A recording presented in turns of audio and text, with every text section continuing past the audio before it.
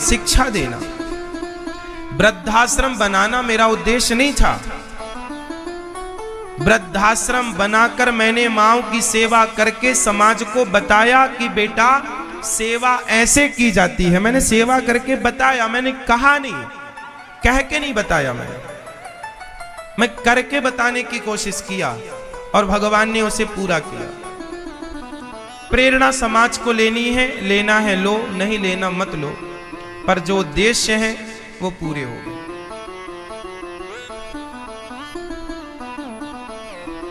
अब बस भगवान के श्री चरणों में ये भाव है कि प्रभु अब अपने चरणों में मन ऐसा लगाओ, अब आपके श्री चरणों से पल भर के लिए मन हटे ना, भगवान का स्मरण ही बना रहे। अब ना किसी प्रकार से धन की कामना रही, ना पद की कामना, ना प्रतिष्ठा की कामना। अब कामनाएं खत्म हो गई और ये उम्र कामनाएं खत्म करने की है। जब मैं लोगों को देखता हूं ना, बूढ़े बूढ़े लोगों को इच्छाएं इतनी ज्यादा, ये कामना, बड़ा दुखी हो जाता हूं। हरे राम राम राम। ये तुम्हारी बढ़ती उम्र कामनाओं को समाप्त करने की है। इच्छाओं को खत्म करो। जितने जल्दी इच्छाएं खत्म कर लोगे उतने जल्दी सुखी हो जाओगे, उतने जल्दी उस परम आनंद को प्राप्त कर लोगे। और इच्छाएं, आज देखो बूढ़े बूढ़े लोगों को इच्छाएं रहती हैं कोई ना कोई, तो क्या इच्छा रखने वाला व्यक्ति कभी सुखी हो पाएगा? आपके दुख का कारण क्या है? कभी आपने विचार किया है? आपकी इच्छाएं ही आपका दुख है और आपकी इच्छाओं का त्याग ही आपका सुख है। निष्काम, इसलिए संत कहते हैं चाह गई, चाह गई चिंता मिटी, मनवा वे परवाह, जिसको कछु ना चाहिए सो ही साहंसाह। जिसको कुछ नहीं चाहिए सबसे बड़ा। हम तो आपसे कहते रहते हैं कि आप लोग इन वृद्ध माओं की सेवा कर लो, अन्न दान कर लो। इसलिए कहते हैं कि आप लोग भी करेंगे तो इस बहाने आपका भी धन पवित्र होगा। सदुपयोग, धन का सदुपयोग करना चाहिए। धन का क्या करना चाहिए? और हमेशा सुपात्र को दान करना चाहिए। किसको दान करना चाहिए? सुपात्र, जो उस धन का सदुपयोग करने वाला हो उसको आप दान दीजिए तो कल्याणकारी होगा। गौदान कसाई को कर दोगे तो क्या करेगा? काट डालेगा। इसलिए कसाई को गौदान नहीं की जाती, उस सुपात्र को गौदान किया जाता है जो गाय से प्रेम करता हो और गाय की महिमा को समझता हो और गाय की पूजा करे। वो सुपात्र को गौदान करना चाहिए। चाहे जिसे चाहे जो दान भी नहीं करना चाहिए। कसाई को गौदान कर दोगे तो काटेगा। इसलिए सुपात्र कहा गया है। इसलिए हम आपसे कहा करते हैं कि आप लोग गौरी गोपाल आश्रम में जो दान करते हैं, दान करने के पहले आकर देखो यहां पर कि आप जो दान कर रहे हैं या करने का सोच रहे हैं उसका यहां सदुपयोग हो रहा है या दुरुपयोग। ये दास अनिरुद्ध ही ऐसा है जो ये दावे से कहता है कि पहले आकर यहां देखो कि आपके धन का सदुपयोग हो रहा है या दुरुपयोग। यदि आपको लगे कि सदुपयोग है तब दान कीजिए, तब सहयोग कीजिए। इतनी पारदर्शिता कहां होगी? इसे कहते हैं पारदर्शिता। क्यों मेरी मां? इसे कहते हैं सच्चाई। जहां सच्चाई होगी वहां ऐसी बातें होंगी कि आप पहले देखो अपनी आंखों से और अपने हाथ से दो, खिलाओ अपने हाथ से। सवेरे संत आते हैं हजारों, अपने हाथ से दो रोटी, अपने हाथ से दो खीर, अपने हाथ से दो हलवा, अपने हाथ से दो पूड़ी, ताकि आपको ये लगे कि हाँ हमने जो दिया है उसका सदुपयोग हुआ। इसलिए दानम दुर्गति नाशनम, दान देने वाले का धन यदि सदुपयोग उसका हुआ, उस धन का सही उपयोग हुआ, तो देने वाले व्यक्ति का कभी उसकी दुर्गति नहीं हो सकती। आपने जीवन में कोई पूजा ना की हो, यज्ञ जप तप ना किया हो, लेकिन आपने किसी सुपात्र को दान दे दिया हो, उस दान के बल पर आपका कल्याण हो जाएगा।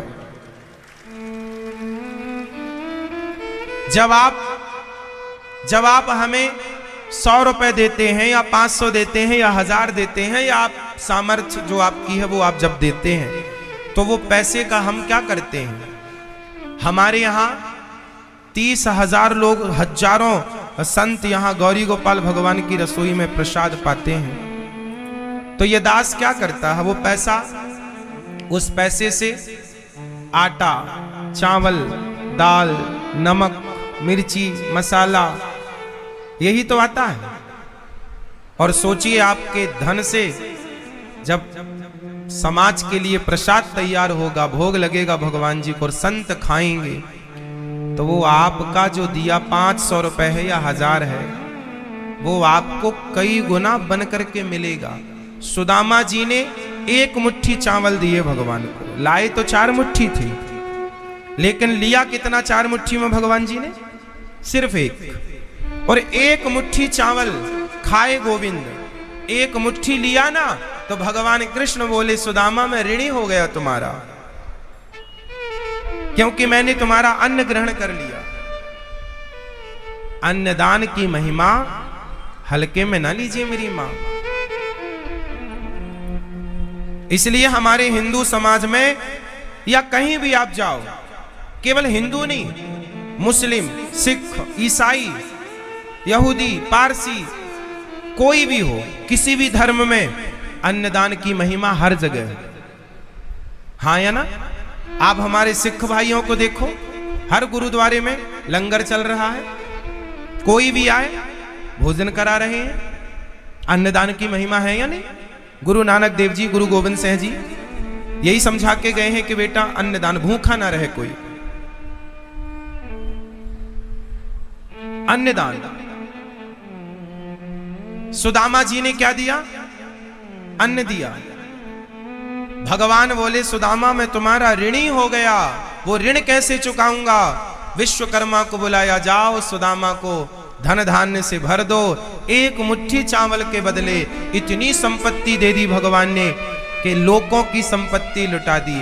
मेरी मां, 1 मुट्ठी अन्नदान की महिमा इतनी है कि 1 मुट्ठी अन्न में जितने दाने होंगे और उस दाने से जितनी चींटियां, अब ईश्वर की गणित देखिए।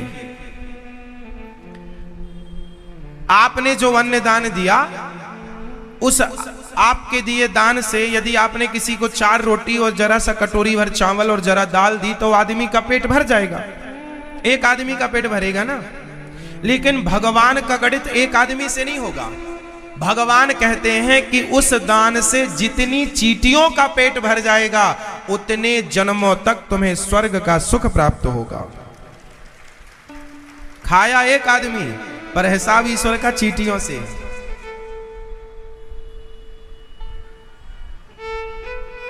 इसलिए राजा रंतिदेव के बारे में आपने सुना होगा, सुना है? हमारे यहां एक राजा हुए हैं रंतिदेव, 64 दिन से भूखे थे, बेटा, पत्नी और स्वयं रंतिदेव। सूखा पड़ा था, सारा राजकोष खजाना लुटा दिया, सबको खिला पिला दिया, कुछ नहीं बचा, सब बेच दिया, प्रजा को खिलाया। सब देने के बाद अब स्वयं भूखे। कहीं नहीं मिला, जंगल में दर दर की ठोकर खा रहे हैं। 64 दिन बाद, देखिए 64 डेज, इतने दिनों तक वो जंगल में भटकते रहे, अन्न का दाना नहीं मिला, जंगल के घास पत्ते खाकर तीनों ने अपना गुजारा किया। 65वें दिन वो एक गांव में गए, वहां भंडारा चल रहा था, अन्न क्षेत्र।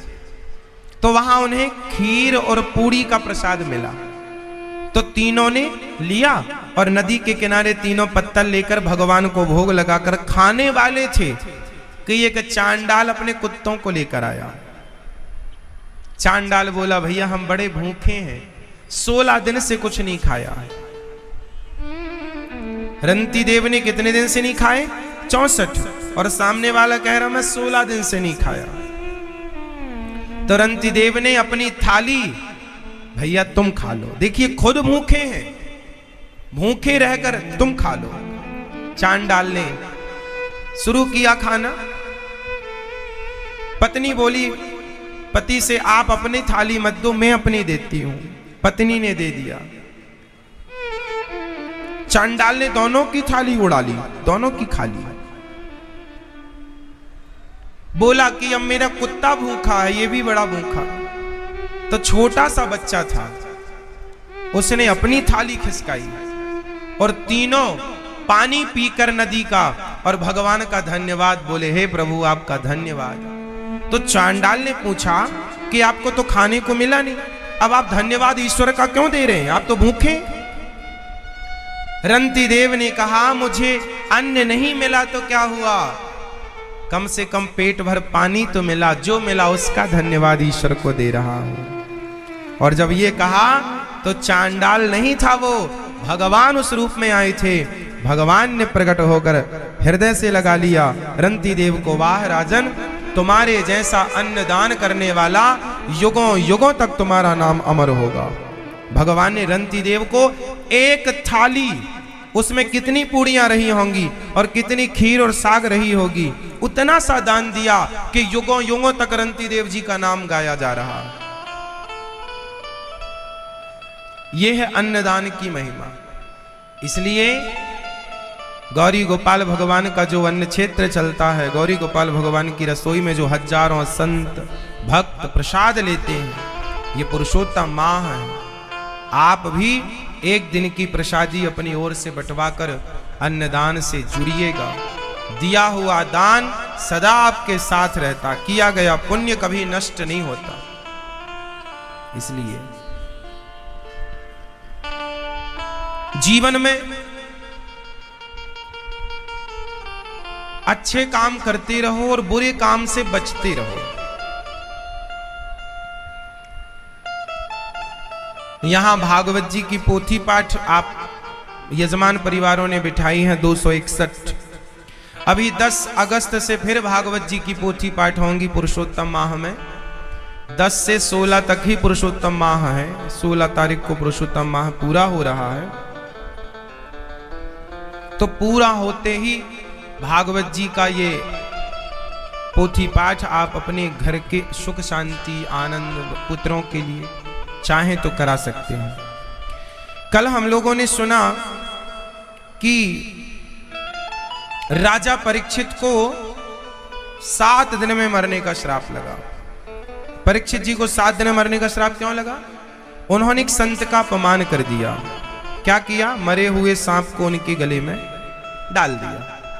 समीक जी उनका नाम था। परीक्षित जी कौन है? आप परीक्षित से परिचित हैं? नहीं? चलो सुन लो, परीक्षित कौन है? अर्जुन को जानते हैं? अर्जुन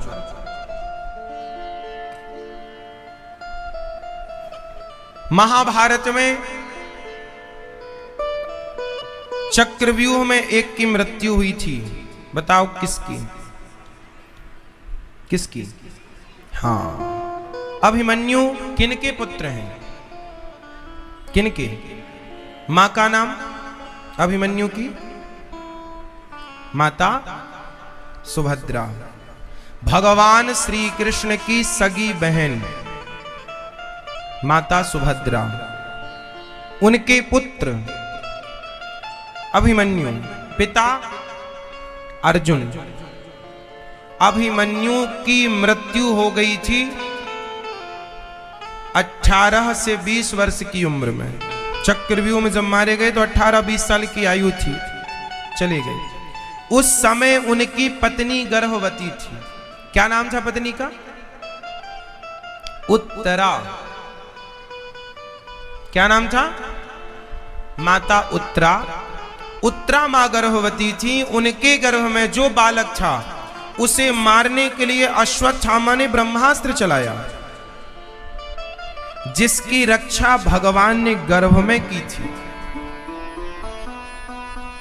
जन्म लेते ही परीक्षित, जन्म लेते ही बच्चे रोते हैं, पर परीक्षित ने जन्म लेते ही यहां वहां देखना शुरू किया, ऐसे ऐसे सर्च किया, ढूंढा किसी को, इसलिए नाम परीक्षित रखा कि जन्म लेते ही परीक्षा कर रहा है, किसी को खोज रहा है। तो वो भगवान को खोज रहे थे परीक्षित जी के गर्भ में, जिन्होंने मुझे बचाया था, मैंने उन्हें देखा था, वो कहां है। इसलिए उनका नाम पड़ा परीक्षित। उन परीक्षित जी ने कलयुग को रहने के 4 कमरे बनवाए थे। जब पांडव अपने स्वर्गारोहण में चले गए ना, तो पांडवों की गद्दी किसे मिली? पांडवों की सत्ता किसे मिली? सिंहासन पांडवों के वंश में अब परीक्षित ही रहे, तो अभिमन्यु पुत्र परीक्षित जी राजा बने। परीक्षित जी के पुत्र हुए हैं जन्मेजय। परीक्षित जी राजा हुए, इन्हें श्राप लग गया 7 दिन में मरने का। इन्होंने कलयुग को रहने की जगह दी थी। कोई आपसे पूछे कि कलयुग कहां कहां रहता है, तो आपको पता है कहां कहां रहता है? मैया आपको पता है? नहीं? कलयुग कहां कहां रहता है?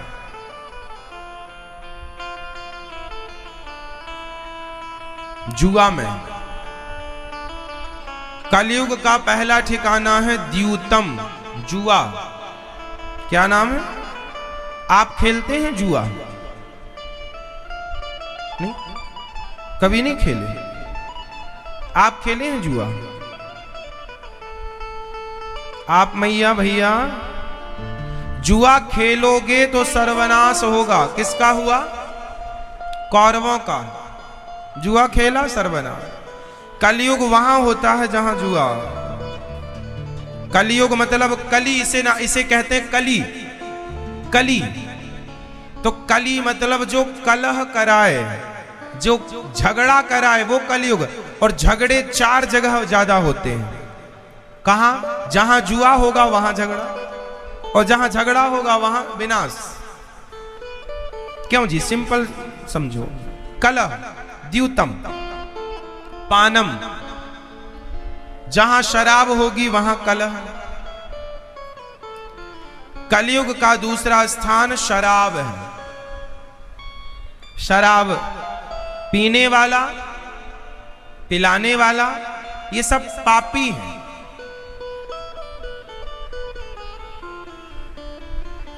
शराब का स्पर्श भी पाप है।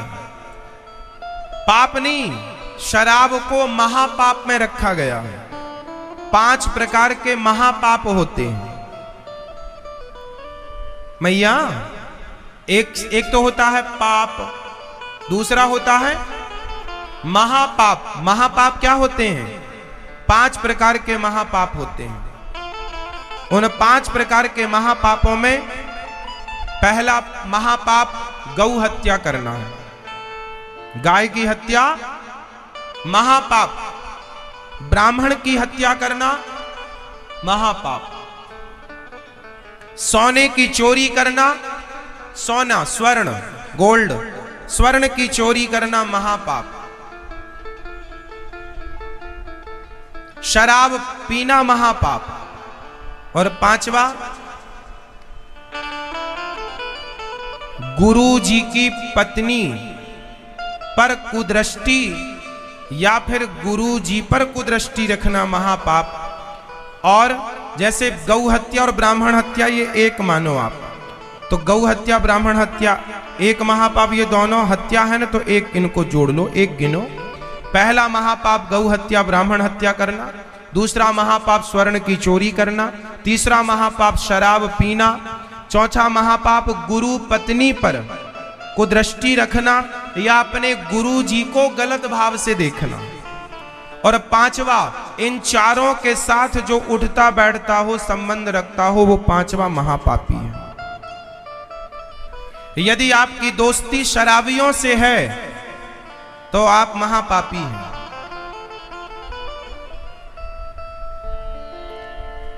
कलयुग कहां है? द्यूतम पानम स्त्रियः सूना। कलयुग का पहला स्थान है जुआ, दूसरा स्थान है शराब। स्त्रियां, जहां पराई स्त्री पराये पुरुष पर लोग नजर रखें, वहां उनके साथ दुराचार करें, वो कलयुग है, वो कलह व्यभिचार बोलते हैं इसे। द्यूतम पानम स्त्रिया सूना मांस, और स्वर्ण जो बेईमानी से धन दो प्रकार से कमाया जाता है, एक ईमानदारी से, एक बेईमानी से। तो जो बेईमानी से कमाया धन है उसमें कलयुग का वास होता है, और कलयुग के 5 स्थान हैं, द्यूतम पानम स्त्रियः सूना और बेईमानी का धन। कलयुग 5 जगह पर रहता है। अरे जितना है उसमें खुश नहीं रहता आदमी। आप लोगों के पास जितना है उसके खुशी पास क्या नहीं है? अच्छा आप बताओ, इस संसार में सबसे सुखी कौन? ऑप्शन, इस संसार में सबसे सुखी कौन? जिसके पास पैसा है वो, या जिसके पास संतोष है वो? कौन? पैसे वाले सुखी होते तो सारे पैसे वाले सुखी हो जाते, पर पैसे वाले तो आत्महत्या कर लेते हैं। नहीं किया क्या? मैंने एक आदमी के बारे में सुना, आप लोगों ने भी, अभी न्यूज में मैंने सुना, अभी 8-10 दिन पुरानी न्यूज है, कोई बहुत योगपति ने आत्महत्या कर ली। आए दिन आप सुनते रहते हैं। पैसे में सुख होता तो ये पैसे वाले भैया आत्महत्या काहे कर लेते हैं? रिक्शे वाले को सुना आपने कभी कि रिक्शे वाले ने आत्महत्या कर ली? नहीं सुना होगा। क्यों? क्योंकि सुख पैसे में होता तो पैसे वाले कभी आत्महत्या ना। पैसा होना अलग विषय है मेरी मां, और स्लादौ सतकिम दुकूलई। जब जमीन पर सोने से काम चल जाए तो पलंग के लिए क्या प्रयास करना। जमी पर लेट जाते हैं, सिराने हाथ रखते हैं, हम तो ना तकिया बिस्तर हमेशा साथ रखते हैं। ज्यादा हाय हाय का, जिसका सामान कम है वो सुखी है, और जिसका सामान ज्यादा है। अब आप लोग वृंदावन, जिनका ज्यादा सामान होगा ना वो ज्यादा परेशानी से आए होंगे, और जिनका कम सामान मस्त। तो ये जीवन की यात्रा ऐसे ही है मेरी माँ। अब कुछ मैयाएं तो लड़ुआ गुजिया बना के भी ले आई हैं।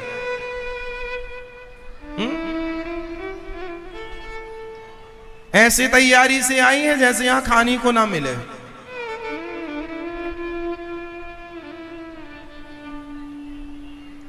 सोचो कि 7 दिन के लिए इतना सामान लाए हो तो जहां हमेशा के लिए जाना है वहां कितने लड्डू बना के ले जाओगे? वहां कितना बड़ा सूटकेस होगा, कितना सामान होगा। ये जिंदगी एक यात्रा है। आप लोग सब सुने, जिंदगी एक सफर है सुहाना, यहाँ कल क्या हो किसने जाना। जिंदगी एक सफर है सुहाना, यहाँ कल क्या हो किसने जाना। तो जिंदगी क्या है? सफर, यात्रा। आप सब कौन हैं? आप सब कौन हैं? यात्री हैं, सच है ये। जैसे आप महाराष्ट्र से श्रीधाम वृंदावन यात्रा करके आ गए 7 दिन के लिए, ऐसे हम 50 साल, 100 साल, 25 साल, 20 साल की इस यात्रा पर आए हैं। यात्रा पूरी होगी वापस, तो यात्री हैं। और यात्रा उनकी ज्यादा अच्छी होती है जिनके पास सामान, कहीं उसके रास्ते में लकड़ी रख दे तो वो घूम के जाए, फिर कहीं उसके रास्ते में। तो बच्चे थे ना तो अक्कल नहीं थी।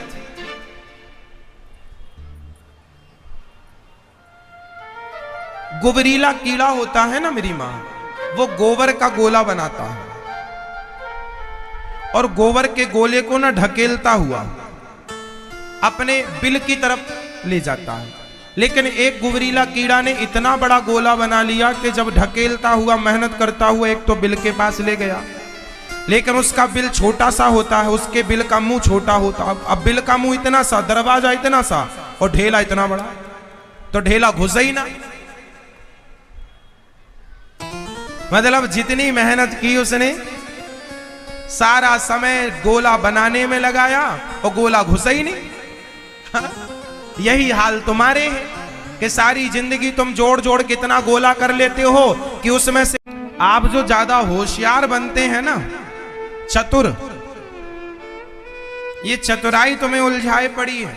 दिया तो सेवा करो, पांव दिए तो भगवान के दर्शन करने चलकर जाओ, मुख दिया तो भगवान का नाम जपो, पेट दिया तो भगवान का चरणामृत और प्रसाद को रखने के लिए दिया, खूब प्रसाद ग्रहण करो। लेकिन आप हर चीज का, हर इंद्री का दुरुपयोग। भगवान ने तुम्हें शादी कराई, विवाह पत्नी दी, पति दिया, इसलिए कि तुम भगवान के भक्तों को पैदा करो, ऐसी संतान पैदा करना जो भक्त हो। लेकिन नहीं, भक्तों को कहां आजकल पैदा कोई कर रहा है। इसलिए कहां गए वो विवेकानंद, कहां गई वो झांसी की रानी, कहां गए वो रामकृष्ण परमहंस, कहां गए वो स्वामी श्री रामानुजाचार्य, श्री रामानंदाचार्य जी, कहां गए वो महापुरुष। मीरा कहां चली गई, कहां पैदा हो रही है अब झांसी की रानी। पता नहीं उस प्रकार के कहां वो वीर शिवाजी चले गए, महाराणा प्रताप चले गए, गुरु नानक देव जी चले गए, गुरु गोविंद देव जी चले गए, कहां चले गए पता नहीं। कहां पैदा करती हैं हम माताएं ऐसे महापुरुषों को। अब ऐसे महापुरुष पता नहीं कहां चले गए।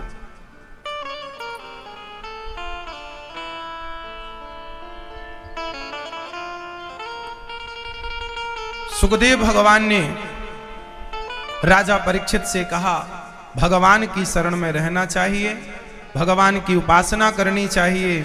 जब भगवान की सृष्टि का वर्णन किया ब्रह्मा जी, किस प्रकार भगवान नारायण की नाभि से प्रकट हुए, चतुश्लोकी भागवत सुनवाई। सुखदेव नमः परस्मै पुरुषाय भूयसे सदुद्भवस्थान निरोध लीलया ग्रहीत शक्ति तृतीयाय देहिना मंत्र भवायानुप्रतमने। भगवान नारायण की नाभि से कमल, कमल में ब्रह्मा जी उत्पन्न हुए। ब्रह्मा जी ने 4 पुत्रों को जन्म दिया, सनक, सनंदन, सनातन, एक बार भगवान शांति दूत बनकर आए दुर्योधन के यहां समझाने के लिए, मान जा, नहीं माना। उसी दौरान माता विदुरानी ने भगवान को छिलकों का भोग लगाया। भगवान क्या स्वीकार करते हैं बताओ, भगवान को खाने में क्या पसंद है, क्या खाते हैं भगवान, आप बताओ मैया, भगवान क्या खाते हैं मैया, ओ मेरी मां आप बताओ। बेर, फल, फल खाते हैं, कौन सा, सारे खा लेते हैं, चीकू कोई भी खाते होंगे। आप बताओ भगवान क्या खाते हैं, आलू प्याज, अच्छा प्यार से, हमें लगा प्याज कब से खाने लग गए भगवान। ये मैया बताएंगी, लाल साड़ी वाली मैया, चलो बताओ। हाँ, भगवान क्या खाते हैं, खाने में क्या पसंद है,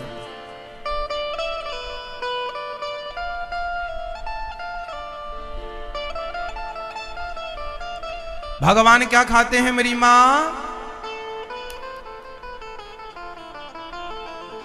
भगवान क्या खाते हैं जानते हैं? भावग्राही जनार्दना, भगवान भाव के भूखे हैं भगवान। जब आप दाल चावल सब्जी रोटी भगवान को रखती हो या फल, तो भगवान खाते हैं उसमें से कुछ? नहीं खाते। कैसे खाते हैं? कैसे खाते हैं? भाव से भोग लगाते हैं। तो उसे कैसे व्यक्त करेंगे? जरा समझाओ हमें, कैसा वाले कैसे खाते, किस तरह? उदाहरण देकर समझाना पड़ेगा, ऐसे कोई ना समझेगा तुम्हारी। भाव से खाते हैं भगवान, भाव से, प्रेम भाव से, ये नहीं, उदाहरण देकर समझाओ कैसे भगवान कैसे खाते हैं। जैसे जैसे जैसे कहो तो हम बताएं। बताऊं? सुनो फिर। मैया, ओ मेरी झोले वाली मैया, कहां जा रही हो मेरी मां? जा रही हो? अच्छा, एक झोले भर गई कथा, एक झोला कथा लेके जा रही हूं। ये देखो झोला बड़ा सा एक झोला कथा हो गई, अब चली। आगे आगे दादाजी भी जा रहे हैं झोला भर के, एक एक झोला कथा भर ली हो गई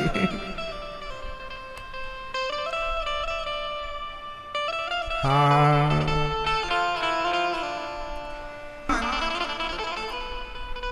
आप जब दाल चावल सब्जी रोटी खीर पूड़ी पकवान फल रख, उसमें से भगवान क्या खाते हैं और कैसे खाते हैं? खाने का तरीका क्या है भगवान? आओ। जैसे जैसे ये गुलाब है, अब ध्यान से देखना। ये गुलाब में शहद है या नहीं? बताओ, पुष्पों में शहद होती है या नहीं? जोर से। गुलाब में होती है शहद?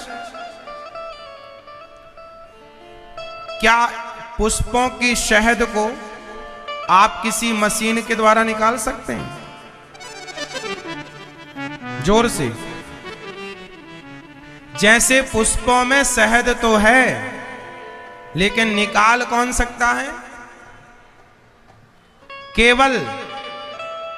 केवल मधुमक्खी। अच्छा एक बात बताओ, इस पुष्प का वजन माना कि 10 ग्राम है, एक एग्जाम्पल। अब 10 ग्राम का वजन है और तभी इसमें मधुमक्खी आकर बैठ गई और मधुमक्खी ने इसमें से रस निकाल लिया और फिर उसके बाद आपने तराजू में तौला, तो बताओ इसका वजन कम होगा कि नहीं? कम नहीं होगा। इस गुलाब में खुशबू है, मैंने ले ली, अब खुशबू ले तो ली, अब फिर से तौल कर देखा, क्या वजन कम होगा? नहीं होगा। जैसे मैंने इस गुलाब की खुशबू को ग्रहण कर लिया, जैसे मधुमक्खी ने इस गुलाब से शहद ग्रहण कर लिया, पर इसका वजन कम नहीं हुआ, ये जस का तस बना रहा। उसी प्रकार आपके दाल चावल सब्जी रोटी से भगवान आपके प्रेम की खुशबू ग्रहण कर लेते हैं, भाव की शहद ग्रहण कर लेते हैं और प्रसाद आपके लिए छोड़ देते हैं, लो खाओ। कम नहीं होता, दाल चावल सब्जी रोटी कम नहीं होगी। कम नहीं होती तो आप ये सोचते हैं भगवान ने तो खाया नहीं, अरे खाया होता तो कम हो जाती। अरे गुलाब की खुशबू लेकर के आप गुलाब तौलना, जब खुशबू लेने के बाद गुलाब का वजन कम नहीं होता, तो फिर भगवान उस भाव के ग्रहण को, भोजन को ग्रहण कर लेंगे, भाव को स्वीकार कर लेंगे, तो भोजन कम कैसे होगा? इसलिए भगवान को भावग्राही कहते हैं। भगवान क्या ग्रहण करते हैं? भाव। अब सिर्फ आप कहेंगे कि भाव भाव, कोई ना समझेगा, ऐसे समझाना पड़ता है, तब आदमी की खोपड़ी में घुसता है। हाँ या ना? तो हम केवल इसलिए समझाते हैं आप लोगों को कि कल को आपसे ये सब कोई सवाल करे तो आप फटाफट उत्तर दे सके, इसलिए हम आपको समझा समझा के कथा सुनाते हैं। हाँ या ना? हम कोई भी बात ऐसी नहीं सुनाते जो आपकी समझ में ना आए, कोई मतलब ही नहीं निकलेगा। हमने सुना दी और आपके समझ में नहीं आया तो उसका मतलब क्या है ना मेरी माँ? हाँ। तो भगवान विदुरानी के घर गए और क्या खाए? विदुरानी के घर भगवान ने क्या खाया था आप बताओ? साग, काय की, और क्या खाया था? और का पता नहीं, मैया बताएंगी। मैया, विदुरानी के घर भगवान ने क्या खाया? कोई नहीं बताएगा, ये मैया बताएंगी। दिन भर फेसबुक व्हाट्सएप चलाती हो मैया, इसलिए तुम्हें पता नहीं है। सत्संग कम करती हो। अब सोचो मैया को ये नहीं पता, इतनी सी बात, इसका मतलब मैया सत्संग नहीं करती, पंचायत में लगी रहती हो सहेलियों के साथ।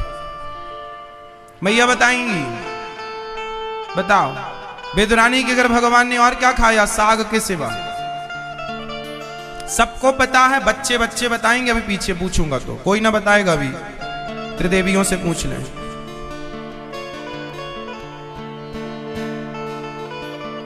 क्या खाया था? भाव के साथ खाया था भाव में रोटी डुबा डुबा के खाई।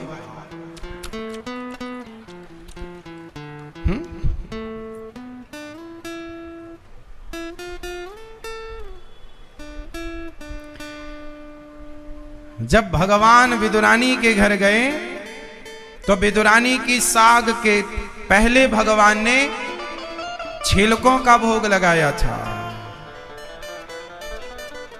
किसका भोग लगाया? किसके छिलके थे वो? अरे आपने क्यों बताया? कि मैयाओं को थोड़ी पता था, ये तो कह देते एप्पल के छिलके थे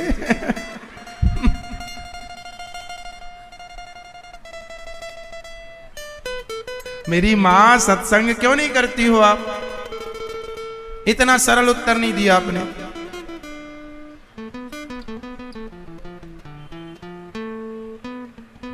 अब ये उम्र सत्संग की है, यहां वहां मन न लगाओ।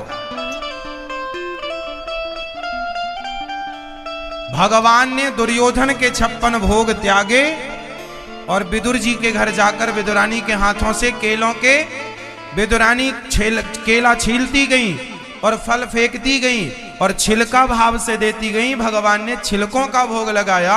जब विदुर जी 56 भोग लेकर आए और उन्हें बादाम काजू खवाए तो भगवान ने कहा, काका जी जो स्वाद मुझे इन छिलकों में आया वो आपके 56 भोग में नहीं है, क्योंकि भगवान भाव का भूखा हूं मैं, भाव ही एक सार है, भाव से भजले मुझे तो भव से बेड़ा पार है। मैया बुरा तो नहीं मान गई आप? बुरा ना मानना मेरी माँ बात का। बस हम तो ये कह रहे हैं सत्संग किया करो, बस इससे आपका भला है। तो भगवान विदुरानी के घर जाके क्या खाते हैं? छिलका। और साग किसकी खाए? कोई आपसे पूछ ले कि साग किसकी थी तो भतुए की साग थी। भतुआ जानते हैं? नहीं जानते, बहुत लोग नहीं जानते, सब जगह नहीं होता। भतुआ कितने लोग जानते हैं? भतुए की साग, भतुआ बड़े बड़े शहरों में बिकता है, साग बनती है। अपने यहाँ भतुआ ना खेतों में कचरे के तौर पे होता है, जिससे गाय वाय खाती है। उसे बोना नहीं पड़ता, वो खेतों के साथ वो कचरे की तरह होता है। उसे किसान नींदता है, नींदता मतलब उखाड़ करके फेंकता है, या फेंक दो या गाय भैंस खा लेती है। पर उसकी साग भी बनती है बड़ी स्वादिष्ट। तो विदुरानी ने भगवान को जो साग खिलाई वो जंगल के पत्तों की साग थी, वो भतुए की साग थी, है ना? तो भतुए की साग। और विदुर जी भोग खिला रहे हैं ठाकुर जी को, बादाम के पिस्ता 56 ने, केलों में स्वाद आया। भगवान भगवान तो भगवान, भगवान ये नहीं देखते कि आपकी हैसियत क्या है, आपके पास पैसा क्या है, नहीं, आपने भगवान के लिए कितना कुछ बनाया, कितने व्यंजन है, ये कुछ नहीं देखते, भाव कितना, भाव से छिलका दो, जूठे बेर दो और सूखे चावल दो, सब खाएंगे।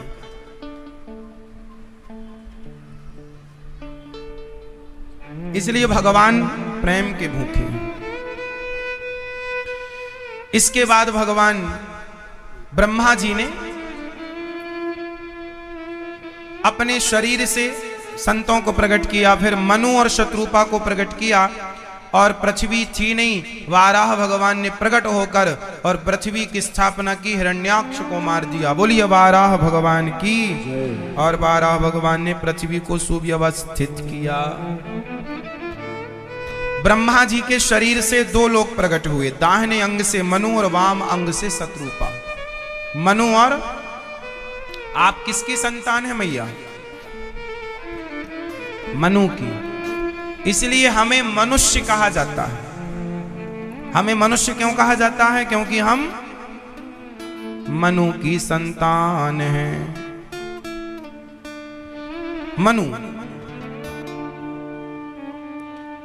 मनु शत्रुपा की 3 बेटियां हुई। प्रथम का नाम आकुति, द्वितीय का नाम देवहूति, तृतीय का नाम, तीसरी का नाम प्रसूति।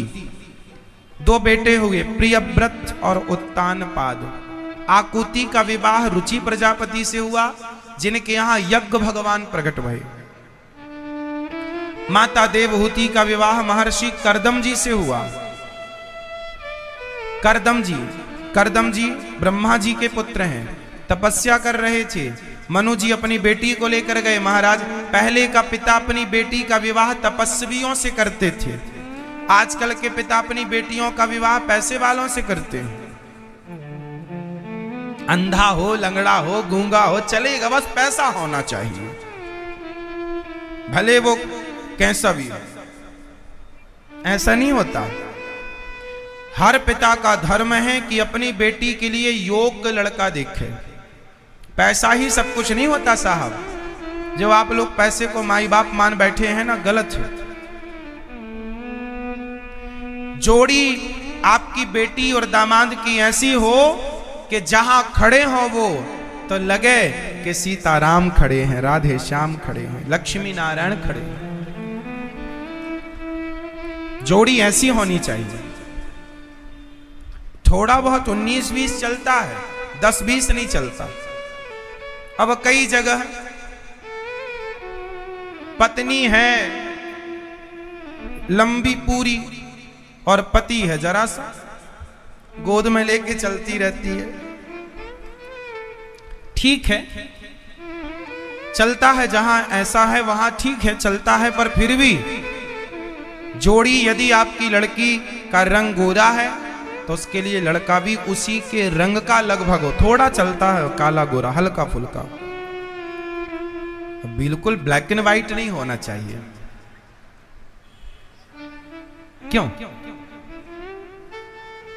सही है? लड़की बड़ी सुंदर है और लड़का एकदम अपोजिट, ऐसा नहीं। पद्म पुराण में लिखा है कि पिता का धर्म है कि अपनी बेटी का विवाह समय से करे और योग्य लड़का देख कर करे। लड़के से विवाह करने के पहले अपनी बेटी का, लड़के की पूरी छानबीन कर लो, बाद में पश्चाताप ना करना पड़े। बहुत सारे माँ बाप जल्दीबाजी रिश्तेदारों के कहने में और सुनो, किसी के कहने पर बेटी का विवाह ना करना। कुछ लोग तो झूठ बोल के विवाह करा देते हैं। आप उनकी बातों में आके विवाह कर लेंगे, बेटी का सारा जीवन बिगड़ जाएगा। इसलिए खूब अच्छे से देखो, शराब तो नहीं पीता, पराई औरतों के चक्कर में तो नहीं है, नशा नहीं करता, उल्टा सीधा काम तो नहीं है। क्योंकि यदि किसी आदमी का किसी और स्त्री के साथ चक्कर है और आपने उससे विवाह कर दिया और उस लड़की को जब पता चलेगा कि मेरा होने वाला पति किसी और स्त्री के चक्कर में है, उस पर क्या गुजरेगी? और एक बाकी चीजों का इलाज होता है साहब, चोरी और जारी का इलाज नहीं होता। समझ रहे हैं?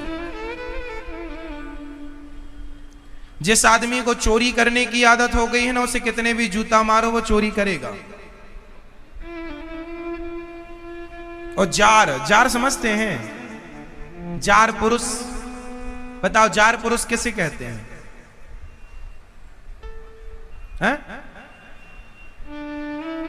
हाँ, जार पुरुष लोग कहते हैं ना, जार पुरुष नहीं समझते, चलो हम समझाते हैं। जो पुरुष अन्य स्त्रियों से रिश्ता रखे, अन्य स्त्रियों के संबंध में रहे, अन्य स्त्रियों के संपर्क में रहे, उसे जार कहते हैं। जैसे स्त्रियों को अन्य पुरुषों के संबंध में है तो वैश्या कह देते, वैश्या है। तो स्त्रियों में तो वैश्या हो जाता है, पुरुषों में जार, जार पुरुष, चोरी जारी, इनसे बचना चाहिए। पर स्त्री पर पुरुष के चक्कर, आपकी बेटी का भविष्य, इसलिए अपने बेटों को बढ़िया संस्कार दो, चरित्रवान बने, चरित्रहीन ना बन जाए। लड़की के लिए बढ़िया लड़का देखो, और पैसे वाला मत देखो, टैलेंटेड लड़का देखो, योग्यता देखो। योग्यता होगी तो कल खूब पैसा कमा लेगा, जरूरत नहीं है तुम्हें पैसे वाले को देखने की। काबिलियत होगी तो खूब कमाएगा, और नालायक हुआ तो करोड़पति क्यों ना हो, ले आएगा फुटपाथ पर। क्यों जी? हमारे यहां कहावत है, पूत कपूत तो क्यों धन संचय, और पूत सपूत तो क्यों धन संचय। नालायक है बेटा तो भी पैसा कमा के रखने की जरूरत नहीं है, और लायक है तो भी कमा के रखने की जरूरत नहीं। नालायक है तो सारा उड़ा देगा, इसलिए मत रखो, और लायक है तो कमा के खा लेगा, इसलिए मत रखो। जो है उसे दान पुण्य में लगा। बेटों को केवल योग्यता दो, टैलेंट दो, काबिलियत दो, बाकी वो अपना कमाएंगे खाएंगे। क्यों? धन संपत्ति देने की जरूरत नहीं। आजकल के माँ बाप ना बहुत ज्यादा गलत राह पर चल पड़े हैं। मेरे बेटे के लिए ये, मेरा बेटा, अरे इतना जमीन जायदाद बेटे को क्यों देना है? टैलेंट क्या देना मेरी माँ? हाँ चलो। देवहूति माँ का विवाह करदम जी से हुआ। करदम जी ने कामक विमान की रचना। करदम जी सबसे पहले साइंटिस्ट हैं, वैज्ञानिक, जिन्होंने सबसे पहला विमान बनाया। घटना है सतयुग की। जो आप लोग कहते हैं ना राइट ब्रदर्स ने विमान बनाया 1903 में। विमान कब बना? 1903 में। कब सफल परीक्षण हुआ? 1903 में। किसने बनाया? राइट ब्रदर्स ने बनाया। ऐसा हम लोगों को पढ़ाया गया है। गलत पढ़ाते हैं साहब, हम क्या करें? बहुत सारी चीजें गलत पढ़ाई जा रही हैं। हमारे देश में एक संत हुए हैं, महाराष्ट्र के हैं, नाम है दलपदे जी। उन्होंने 1885 और 90 के बीच में उन्होंने एक विमान बनाया था। उस समय देश गुलाम था। सफल परीक्षण किया था विमान का। अंग्रेजों को लगा कि यदि ये भारत के नाम पर चला गया, ये खिताब के भारतीय लोगों ने विमान बनाया तो इनकी तो जय जयकार होगी। इसलिए उन्होंने वो सारी ड्राइंग चुरा ली, कॉपी कर ली और राइट ब्रदर्स को दे दी। उसने बना दिया। दिमाग यहां का था, कॉपी पेस्ट उन्होंने मार दी। सबसे पहला विमान हमारे तो हिंदू धर्म में रावण के पास विमान था, पुष्पक विमान। हमारे यहां विमानों का जिक्र हमारे वेद पुराणों में मिलता है। विमान हमारे यहां पहले से थे। तो हमारा शास्त्र कितना साइंटिफिक है कि विमानों की बातें हैं।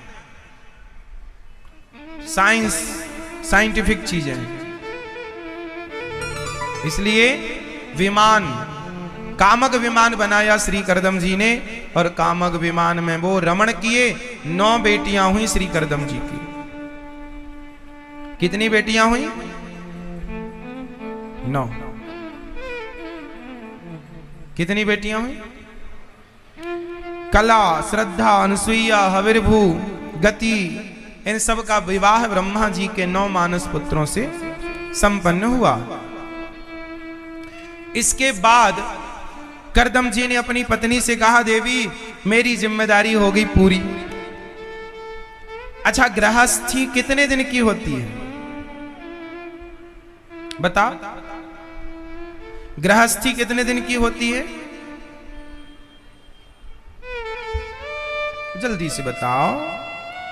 गृहस्थाश्रम कितने दिन का हो? आप बताओ कितने वर्ष का होता है गृहस्थाश्रम? मैया बताओ मेरी मां। नहीं भरा मन गृहस्थाश्रम से? कितने वर्ष का होता गृहस्थाश्रम? कौन बताएगा? ये मैया। हाँ बताओ भैया, आप बताओ कितने?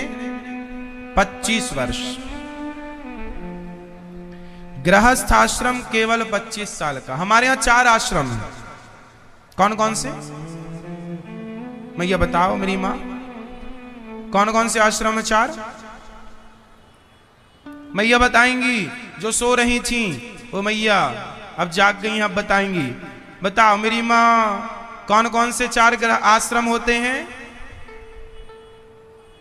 पहला ब्रह्मचर्य आश्रम, दूसरा गृहस्थाश्रम, तीसरा वानप्रस्थाश्रम, चौथा संन्यास आश्रम। और चारों 25-25 वर्ष के हैं। 25 साल ब्रह्मचर्य, 25 साल गृहस्थ।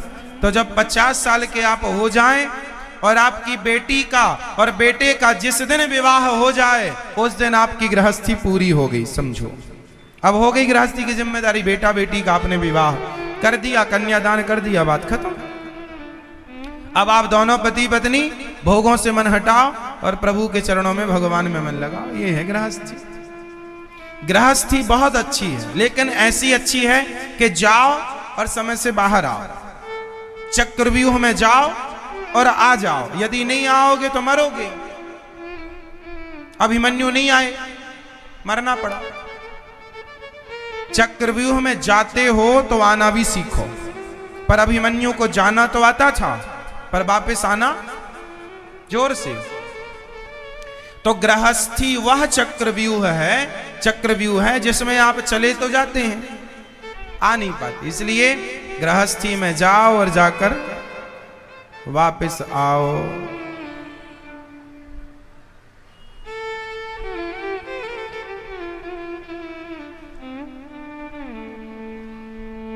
ऐसी गृहस्थी।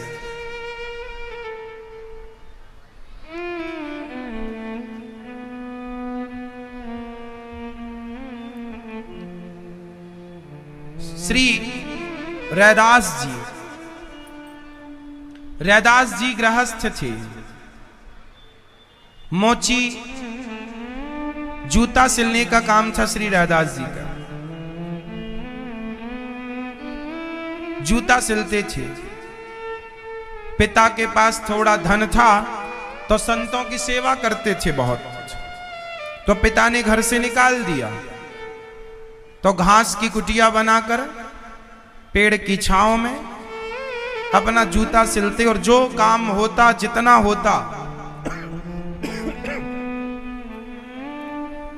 उस पैसे से संतों की सेवा करते। और संतों की सेवा करने के लिए जितना पैसा मिल जाए ना, उतने ही काम करते थे। जोड़ने के लिए काम नहीं करते थे कि तिजोरियां भरे। आप लोग पेट भरने के लिए परेशान नहीं हैं, आप लोग तिजोरियां भरने के लिए परेशान हैं। पेट भरना कोई कठिन बात नहीं है। आजकल का आदमी क्यों परेशान है? लोग कहते हैं ना पापी पेट, ना, पेट को तो यूं ही बदनाम करते हो। पेट तो मोहरा है, भरना तो तिजोरियां है।